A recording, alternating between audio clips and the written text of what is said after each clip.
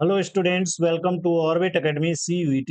आज हम पढ़ने जा रहे हैं पार्ट 1 PYQ क्वेश्चंस का, जो कि रिलेटेड है इलेक्ट्रोमैग्नेटिक इंडक्शन से। तो आज हम जो भी PYQ सॉल्व करेंगे वो आए हुए हैं 2023 एंड 24 में। तो चलते हैं क्वेश्चन नंबर 1 पर। A conducting ring of radius r is placed in a varying magnetic field perpendicular to the plane of the ring. If the rate at which the magnetic field varies is x, the electric field intensity at any point of the ring is। तो यहाँ पर एक conducting ring है जिसकी radius r है, और ये जो है प्लेस्ड है वेरिंग मैग्नेटिक फील्ड में, जो कि परपेंडिकुलर डायरेक्शन में है जो रिंग है उसके प्लेन के। तो यहाँ पर जो रेट है जिससे जो मैग्नेटिक फील्ड वेरीज हो रहा है ये है x। तो यहाँ पर हमें जो है इलेक्ट्रिक फील्ड इंटेंसिटी जो है कैलकुलेट करनी है एनी पॉइंट ऑफ रिंग। ये ऑप्शन हमें गिवन है r x/2, 2r x and 4πr/x। तो इसको हम सॉल्व करेंगे यूजिंग फैराडेज लॉ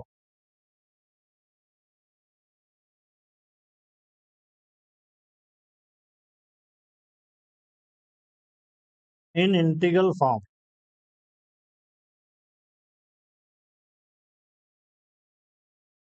तो जो फैराडेज लॉ होता है, line integral of electric field equal to होता है E.dl है ये, minus d∅v divided by dt।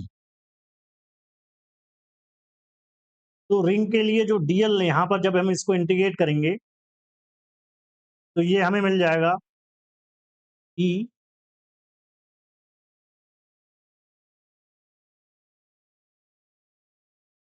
जो dl है ये हमें मिल जाएगा सरकमफ्रेंस ऑफ द रिंग।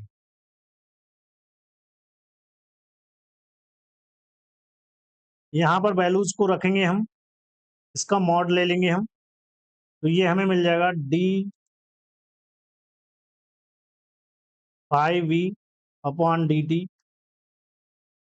तो 5v इक्वल टू होता है va।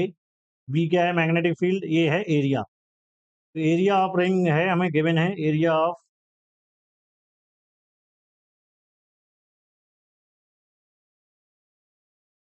A equal to πr²। और यहाँ पर जो ये है लाइन इंटीग्रल ऑफ dl, ये हमें मिल जाएगा 2πr circumference of the ring. तो यहाँ पर मिल जाएगा ये e 2πr, और यहाँ पर मिल जाएगा हमें a mod of dv divided by dt। तो यहाँ पर जो dv और dt है ये हमें गिवन है, ये होता है x। तो यहाँ पर हमें मिल जाएगा πr²x e divided by 2πr। तो यहाँ से ये पाई से पाई कैंसिल आउट हो गया, एक आर से एक आर, तो यहाँ पर rx डिवाइडेड बाई 2 मिल जाएगा हमें।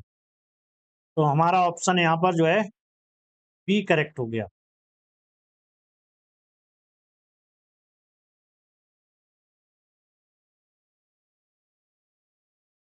यहाँ पर जो इलेक्ट्रिक फील्ड होगा और जो लाइन इंटीग्रल है इनके बीच का जो एंगल होगा ना, जैसे A.B क्या होता है, ए बी कॉस थीटा। तो यहाँ पर जो थीटा एंगल है ये 0 होगा। यहाँ पर डॉट प्रोडक्ट हमें पता होना चाहिए, तो जिसके कारण हमें क्या मिल जाएगा E और लाइन इंटीग्रल ऑफ dl, यानी E हो गया इलेक्ट्रिक फील्ड का मैग्नीट्यूड। तो इस तरीके से इसको हमें सॉल्व करना है।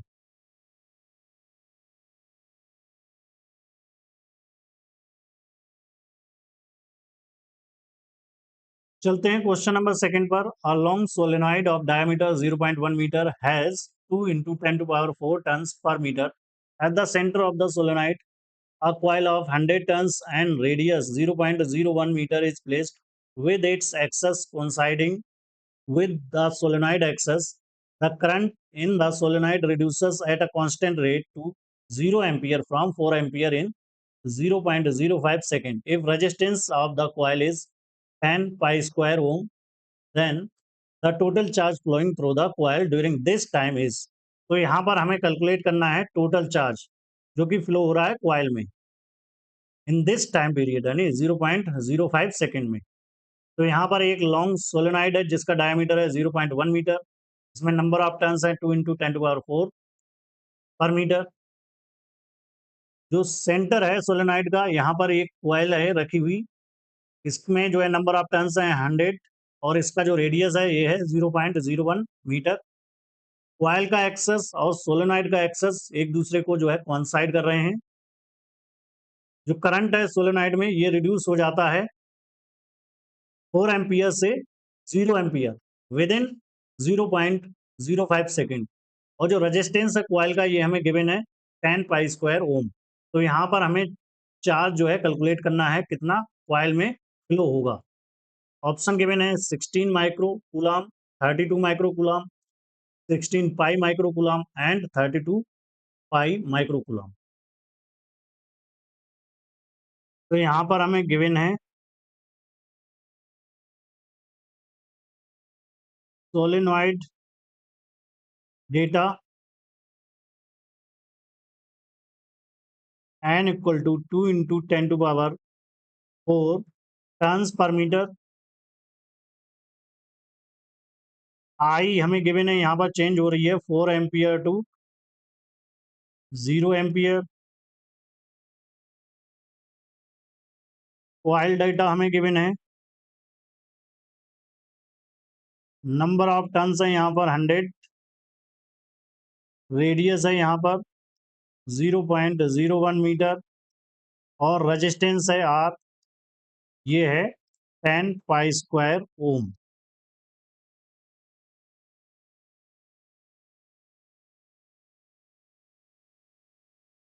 Now the magnetic field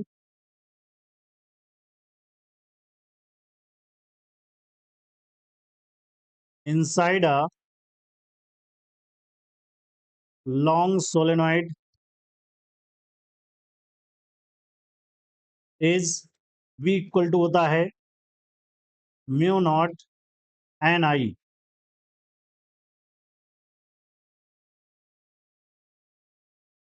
after that flux through coil, तो यहाँ पर जो फ्लक्स मिलेगा थ्रू कॉइल ये हमें मिल जाएगा यहाँ पर delta phi equal to N A delta B. तो बी होगा यहाँ पर डेल्टा बी होगा इनिशियल माइनस फाइनल।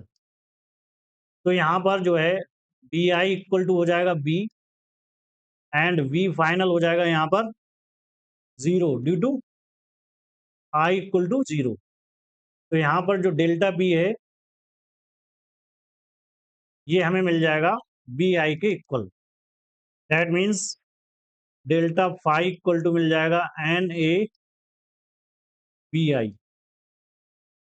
ओके, इसके बाद जो है हमें कैलकुलेट करना है charge. Now the total charge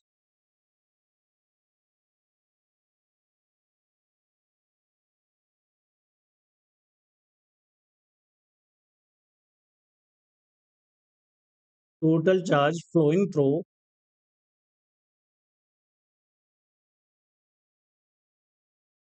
coil B Q। तो Q इक्वल टू हो जाएगा यहाँ पर delta phi upon R. Delta phi की वैल्यू यहाँ पर हम पुट कर देंगे तो ये हमें मिल जाएगा N B I A divided by are.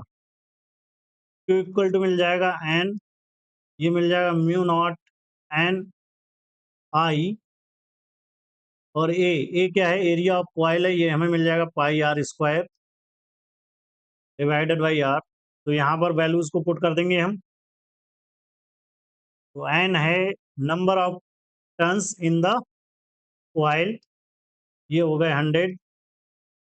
Mu naught की वैल्यू पुट कर देंगे यहाँ पर 4 पाई इंटू 10⁻⁻7। एन की वैल्यू हो जाएगी, स्मॉल एन की वैल्यू यहाँ पर 2 इंटू 10⁻4, और आई की वैल्यू हो जाएगी 4 एम्पियर। ए की वैल्यू हो जाएगी पाई। आर है यहाँ पर 0.01 मीटर, तो इसको हम लिख सकते हैं 10⁻⁻2 मीटर। तो यहाँ पर ये हो जाएगी, आर स्क्वायर करेंगे तो ये हो जाएगा 10⁻⁻4 मीटर स्क्वायर, और डिवाइडेड बाई 10 पाई स्क्वायर। तो ये एक पाई यहाँ से और एक पाई यहाँ से ये कैंसिल आउट हो जाएंगे। तो इक्वल टू यहाँ पर हम लिख सकते हैं 8। यहाँ पर ये कितना हो गया, 4 2 जा 8, 8 4 जा 32 इंटू 10⁻2। 100 को लिख सकते हैं 10⁻2, 10⁻⁻7, एंड यहाँ पर मिल जाएगा 10⁻4 इंटू 10⁻⁻4 डिवाइडेड बाई 10। तो यहाँ से हमें मिल जाएगा 10 की पावर यहाँ पर 1 हो जाएगी, तो 1 - 7 + 4 - 4, ये कैंसिल आउट हो जाएगा। यहाँ से मिल जाएगा 32 into 10⁻⁻6।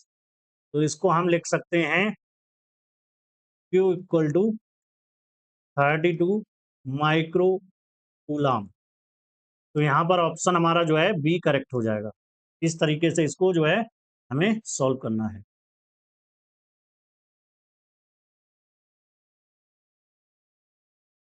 Question number 3, in a pair of adjacent coils, for a change of current in one of the coil from 0 ampere to 10 ampere in 0.25 second, the magnetic flux in the adjacent coil changes by 15 Weber.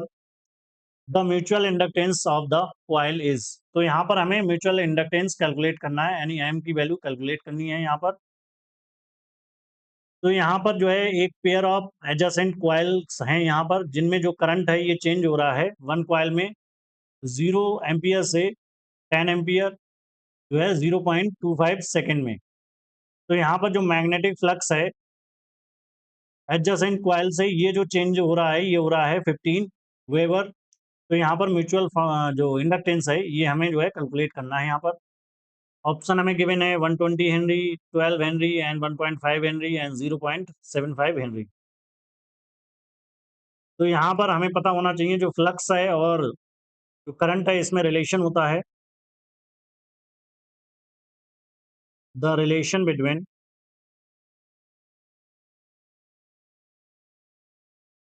Flux linkage and current is phi equal to होता है M आई। अगर हम change in flux यहाँ पर calculate करें तो ये हमें मिल जाएगा एम डेल्टा आई। तो एम हो गया यहाँ पर, हमें ये कैलकुलेट करना है एम, तो ये हमें मिल जाएगा delta phi divided by delta I. तो डेल्टा फाई है हमारे पास, ये है 15 वेबर, और यहाँ पर डेल्टा आई हमें कैलकुलेट करना है, तो ये मिल जाएगा 10 - 0 एम्पियर। तो 15 डिवाइडेड बाई 10 ये मिल जाएगा 1.5 हेनरी। तो ये हमारा ऑप्शन जो है सी करेक्ट हो जाएगा यहाँ पर।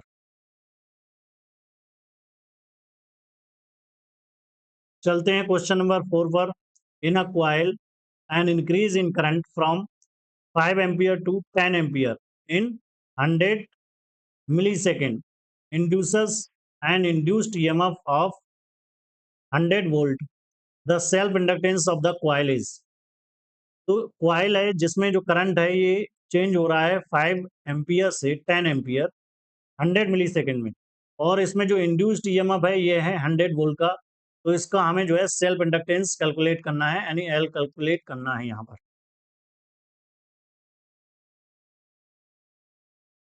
तो द इंड्यूस्ड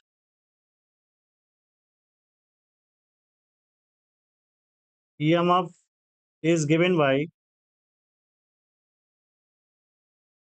E का मॉड इक्वल टू, यहाँ से हमें मिल जाएगा L di/dt। तो जो E है ये हमें गिवन है यहाँ पर 100 वोल्ट, यानी कि EMF हमें गिवन है, और DI हमें गिवन है 10 माइनस 5 एम्पियर, तो ये मिल जाएगा 5 एम्पियर। और DT यहाँ पर गिवन है हमें 100 मिली सेकेंड, तो ये हो जाएगा 100 इंटू 10⁻³ सेकेंड। तो इसको हम लिख सकते हैं 10⁻⁻1 सेकेंड। तो वैल्यूज को यहाँ पर पुट कर देंगे हम। तो 100 इक्वल टू L, यहाँ पर 5 आ जाएगा, और यहाँ पर हमें मिल जाएगा 10⁻⁻1। तो इसको हम लिख सकते हैं 100 इक्वल टू L, और ये मिल जाएगा हमें 5 इंटू 10, तो 100, ये मिल जाएगा 50 L। तो L इक्वल टू मिल जाएगा 100/50, ये मिल जाएगा 2 हेनरी। तो ऑप्शन यहाँ पर ए करेक्ट हो जाएगा हमारा।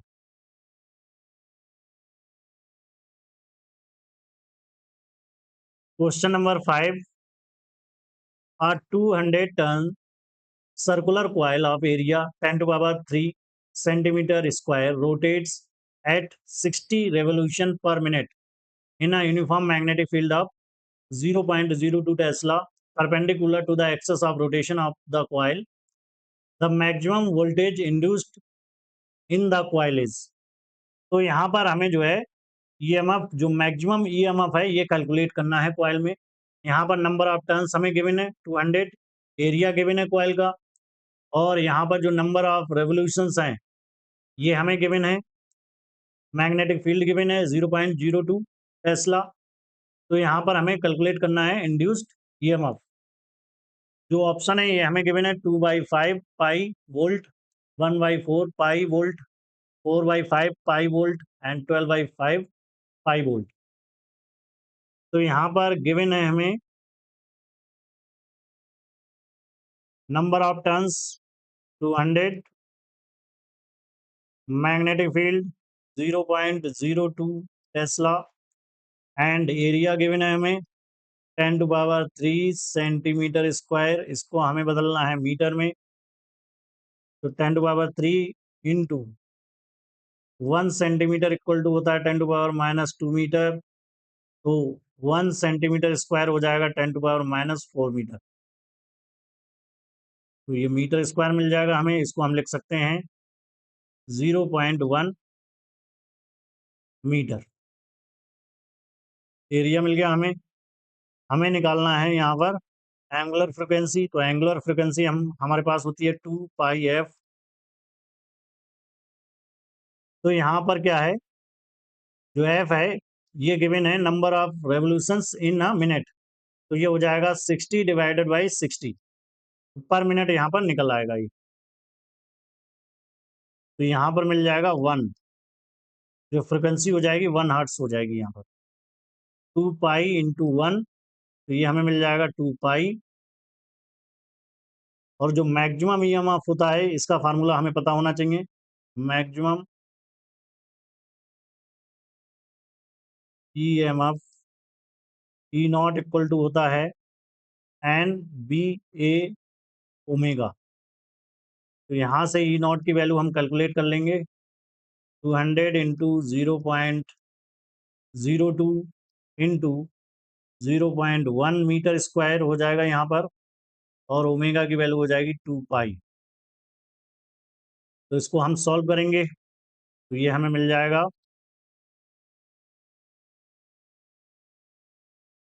4 इंटू 0.1 इंटू 2π। तो इसको हम लिख सकते हैं 1/10।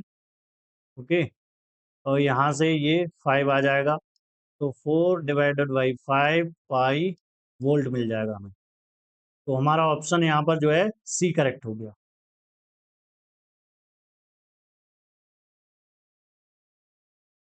चलते हैं क्वेश्चन नंबर 6 पर। Two identical coaxial coils P and Q carrying equal current in the same direction are brought nearer the current in। तो यहाँ पर टू आइडेंटिकल कोएक्सियल कॉइल्स हैं P and Q, और इनमें जो है इक्वल करंट फ्लो हो रहा है सेम डायरेक्शन में।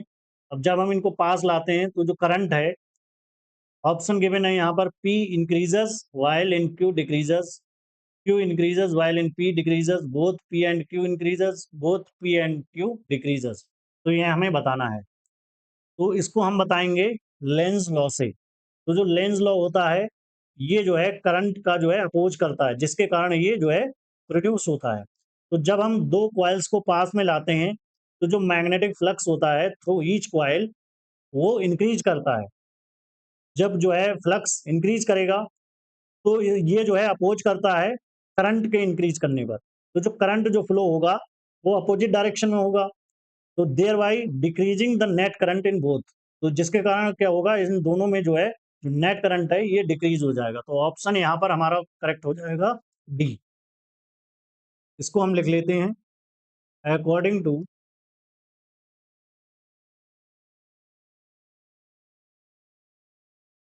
Length law, the induced current will oppose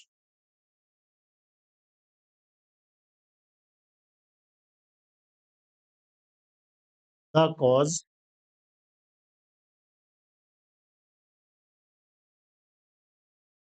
when coils are brought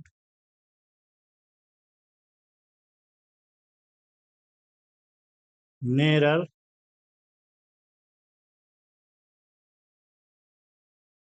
the magnetic flux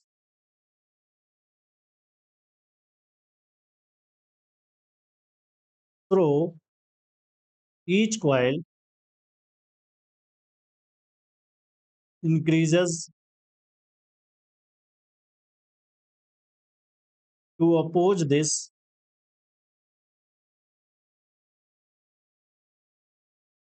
increase the induced current।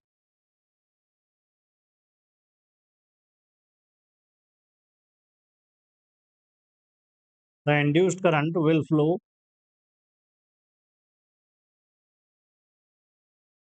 in the opposite direction to the original current, thereby decreasing the net current in both।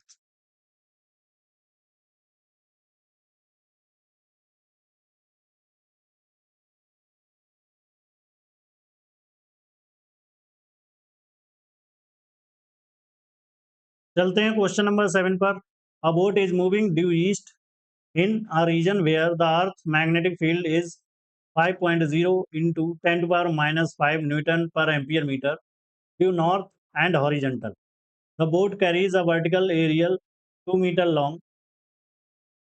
If the speed of the boat is 1.5 meter per second, the magnitude of induced EMF is। तो यहाँ पर हमें जो है motional EMF calculate करना है, यानी जिसको हम बोलेंगे induced EMF of the boat. तो यहाँ पर गिवन है हमें option 0.50 millivolt, 0.15 millivolt and 1.00 millivolt and 0.75 millivolt. तो यहाँ पर क्या है, जो एरियल है ये वर्टिकल है और जो बोट है ये मूव कर रही है इस डायरेक्शन में, और जो हॉरिजॉन्टल कंपोनेंट है मैग्नेटिक फील्ड का ये है नॉर्थ डायरेक्शन में। तो यहाँ पर ये तीनों क्या हो गए, म्यूचुअली परपेंडिकुलर हो गए। तो जो हमारा यहाँ पर मोशनल ईएमएफ होगा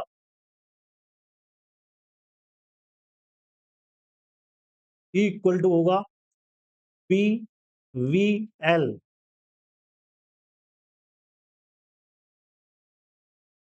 तो यहाँ पर इसको इक्वेशन वन मान लेते हैं। मैग्नेटिक फील्ड हमें गिवन है यहाँ पर 5 × 10⁻⁻5 न्यूटन पर एम्पियर मीटर, और एल गिवन है 2 मीटर, वी गिवन है यहाँ पर 1.5 मीटर पर सेकेंड। इन वैल्यूज को इक्वेशन वन में हम पुट कर देंगे तो हमें ईएमएफ मिल जाएगा यहाँ पर 5 × 10⁻⁻5 × 1.5 × 2,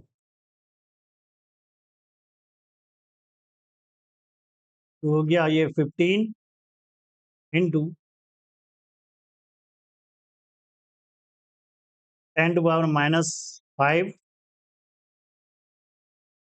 इसको और हम सिंप्लीफाई करेंगे तो इसको हम सिंप्लीफाई करेंगे तो मिल जाएगा 0.15 × 10⁻³ वोल्ट। तो ये 0.15 और ये मिल जाएगा मिली वोल्ट। तो ऑप्शन यहाँ पर हमारा करेक्ट हो जाएगा बी। चलते हैं क्वेश्चन नंबर 8 पर। Two coils of self inductances L1 and L2 are kept close to each other so that the effective flux in one is completely linked with the other.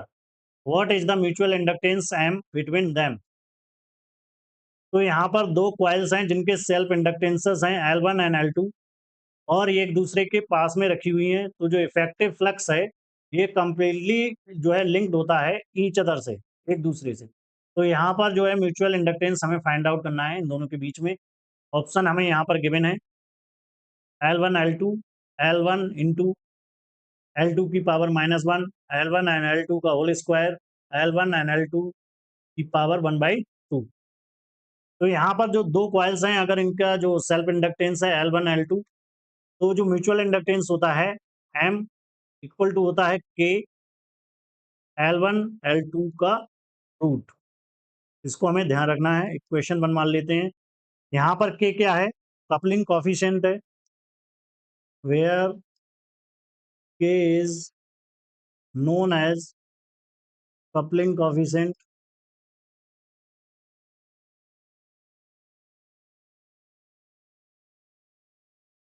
For perfect coupling.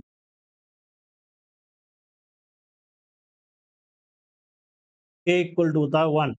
तो यहाँ पर M equal to हो जाएगा L1 L2 का root, यानी L1 L2 की power हो जाएगा 1/2। तो ऑप्शन यहाँ पर हमारा करेक्ट हो जाएगा डी।